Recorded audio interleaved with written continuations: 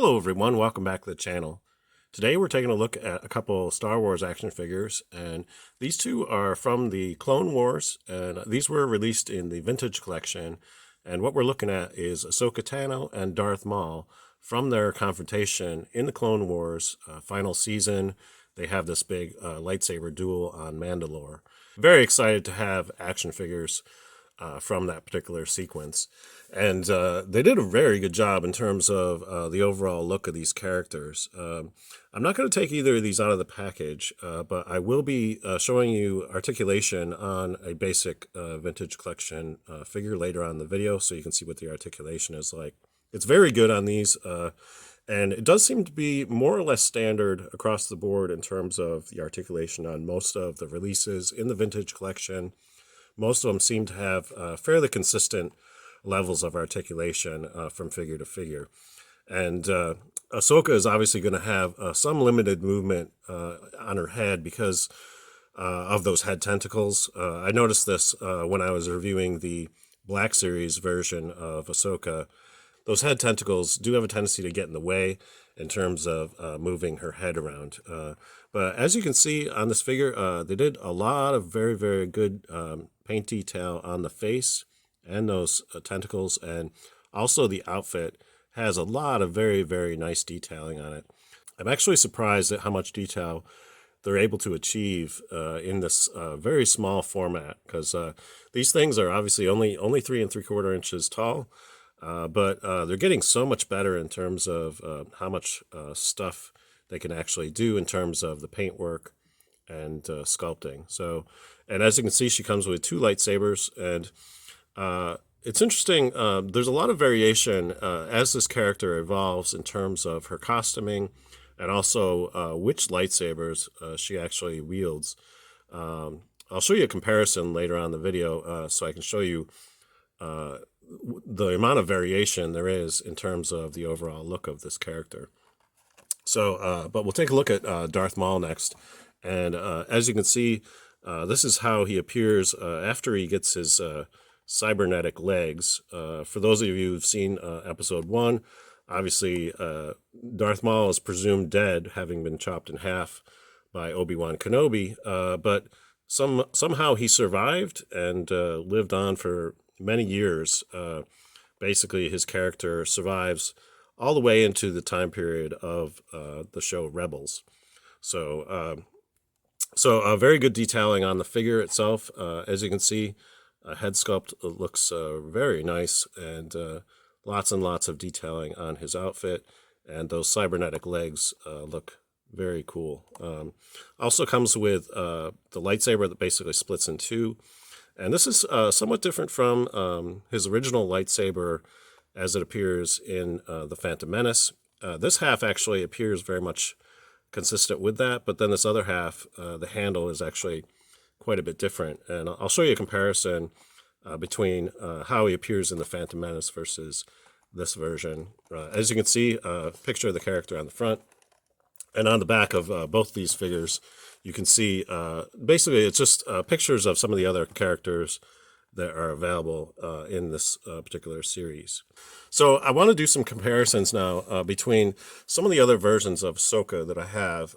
This is the first version that I ever bought of Ahsoka, and this is how she first appears in the feature film of the Clone Wars, where basically there's this scenario where they have to rescue Jabba the Hutt's son.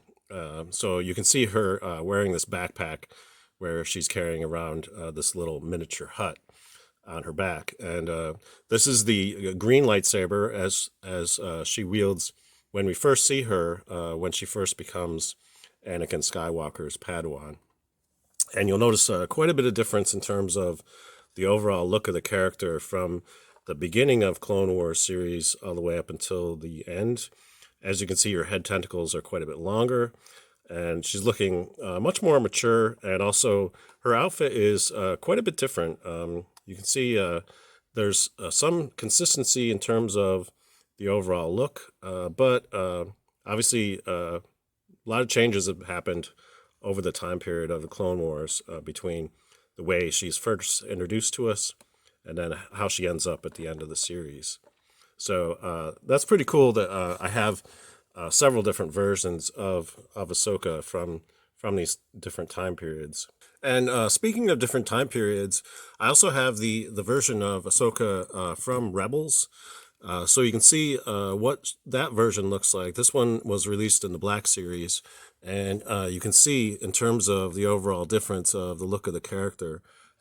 Again, a lot of changes in terms of her overall look.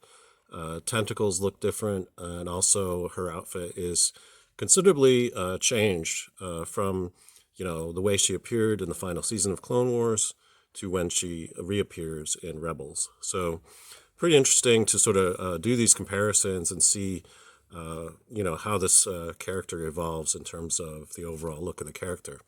And in terms of the look of Darth Maul, here we have the original Darth Maul as it was released for the release of the Phantom Menace in 1999. So this was the standard version of Darth Maul. And in terms of the look of the character, you can see quite a bit of difference in terms of overall outfit and everything. They are doing a lot better job in terms of the detailing on the face, too. The original version seems a little bug-eyed by comparison to the later version. But he is younger and obviously engaged in a very fierce fight in the Duel of the Fates. So, and it's a single-piece lightsaber as opposed to the one that splits apart. And the only modification that I made to this version of Darth Maul is I actually made it so you could pop him in half too. So yeah, I made it so that you could actually split him apart at the middle. There is a version of Darth Maul that they released where the center of the figure is held together by magnets, so you can actually split them apart. But I actually went ahead and customized this one so it could split apart as well. So in terms of articulation and stuff, these really can't compete on the original version. You had quite a bit of posability at the arm, but nothing by comparison to the newer version. Basically, you just have a pivot here and a pivot at the forearm as well. So it gives you the ability to reposition the arms and stuff, but you don't have any back and forth bending at the elbow. So by comparison to the articulation on the later figure, it really can't compete. So, and in terms of articulation, let's go ahead and go over the standard articulation on a vintage collection figure. This is my version of Din Djarin in his Beskar armor. And I believe the articulation on this figure is fairly consistent with both Ahsoka and Darth Maul. So we'll just go over it real fast. At the head, these things are on a ball joint. So you get side to side pivot and front and back movement. At the shoulder, they can extend out and also get 360-degree movement.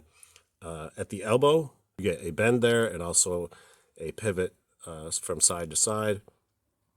Typically, there's two joints at the wrist. There's a pivot joint there and also bending back and forth as well. And it does vary from figure to figure in terms of how that bend happens. Also, in terms of articulation, I'm not too sure about Darth Maul, but most of these figures actually have side to side, front and back, and spin at the mid-torso.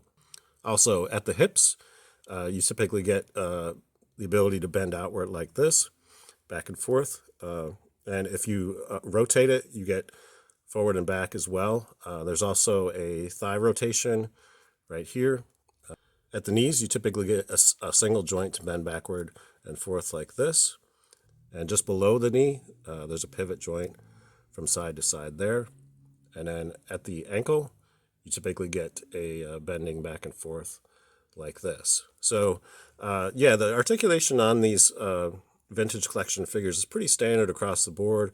There are some deviations from figure to figure, but for the most part, they try and keep it pretty consistent. So that pretty much covers the articulation on these figures. Overall, I'm very happy to have both these in my collection now. They do represent a very significant scene in terms of that major duel between Ahsoka and Darth Maul. So it's very exciting to have both these characters. That's pretty much all I have for you today. If you enjoyed this video, please give it a thumbs up. And if you'd like to see more reviews of Star Wars action figures in the future, think about subscribing to the channel because I will be covering a lot more of this kind of stuff in future videos. Until next time, I hope you're having a great day, and may the Force be with you.